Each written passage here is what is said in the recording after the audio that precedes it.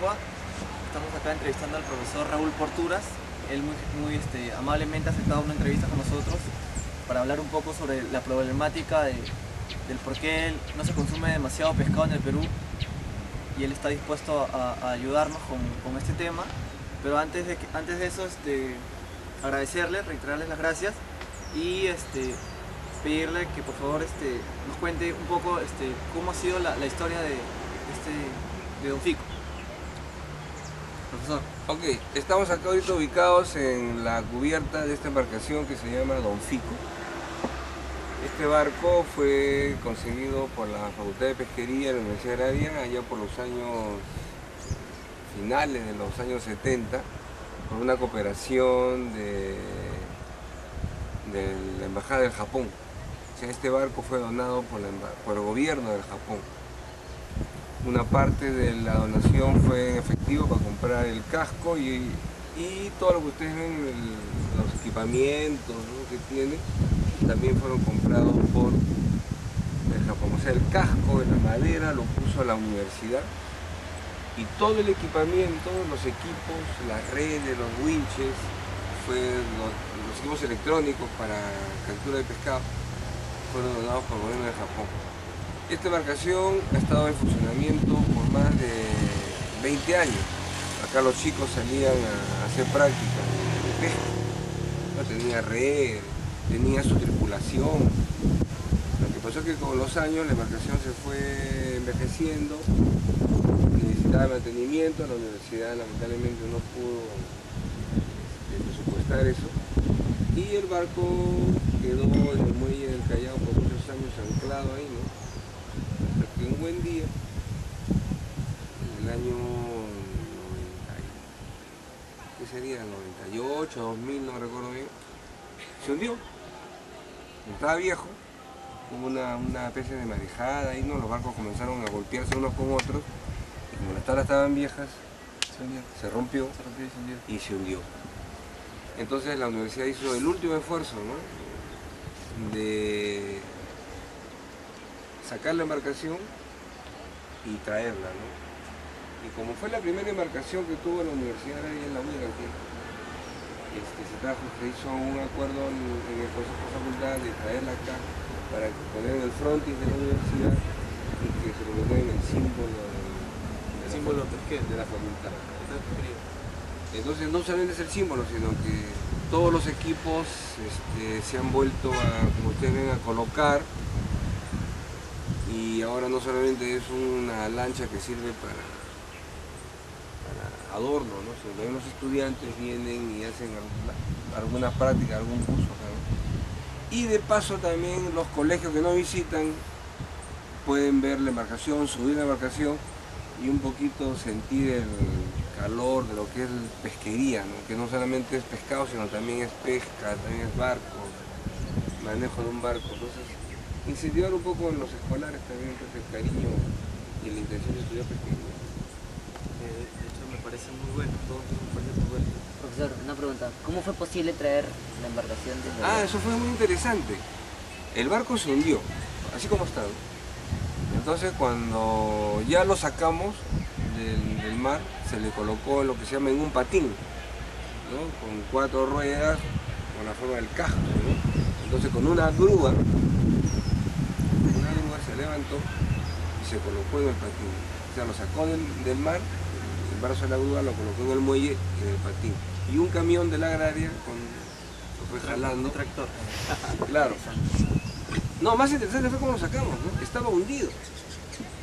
Entonces se contrató unos buzos que bajaron unos cilindros, esos cilindros enormes que hay de combustible, de aceite, lo llenaban de agua, lo sumergían y después de la superficie le bombeaban aire y los iban vaciando los tanques, pero llenándolos de oxígeno. Entonces se ubicaron cilindros acá abajo en la bodega, en la caseta, por los costados, ¿no? Y de pronto el barco comenzó a salir a flote, ¿no?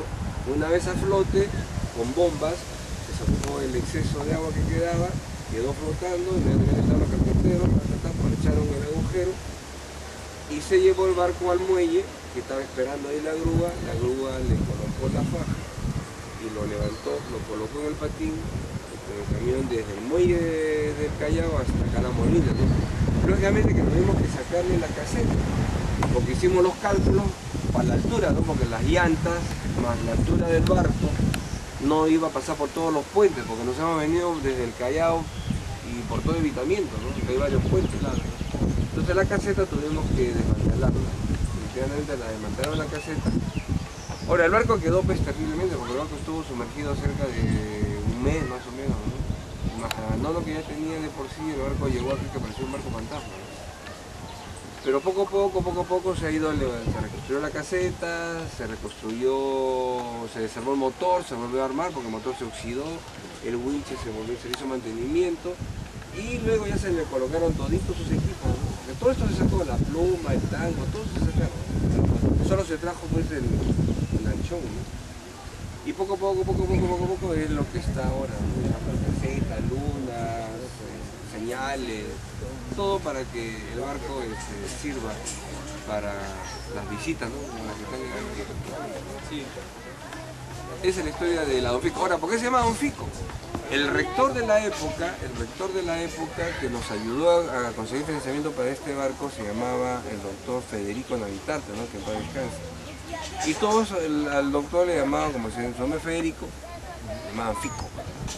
Entonces cuando se vio el nombre del barco se le puso en honor al rector Federico Navitarte, Don Fico. Don Fico.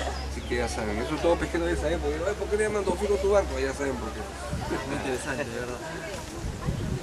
Y bueno, tenemos dos preguntas. Ahora hay una pregunta que me parece muy buena.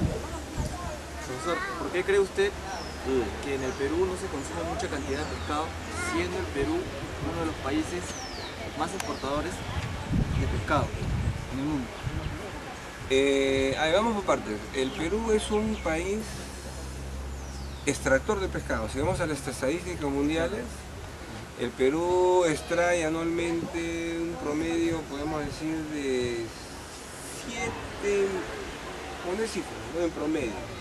A veces es 6, a veces es 9, alguna vez fue 12, pero en promedio podemos pensar que está entre 7 y 8 millones de toneladas anuales de captura de pescado. Si vemos en Japón también está igualito, 7, 8 millones, o sea, todos los años como en Japón nos peleamos, ¿no? ¿Quién es primero y quién es segundo? La diferencia está en que Japón, de esos 8 millones de toneladas, el 90% lo usa para consumo humano directo, o sea, consumo de fresco, para hacer conservas, para ahumado, salado, congelado. Y el Perú es al revés. El Perú usa apenas el 10% para consumo humano directo y el 90% lo dedica a la producción de harina de aceite de pescado, que se utiliza para preparar alimento balanceado para pollo, vaca, chancho o en algunos casos para fertilizar el campo, ¿no? Entonces ahí viene el gran problema. Tenemos mucho pescado, pero ustedes entenderán que no lo estamos usando en su debida forma.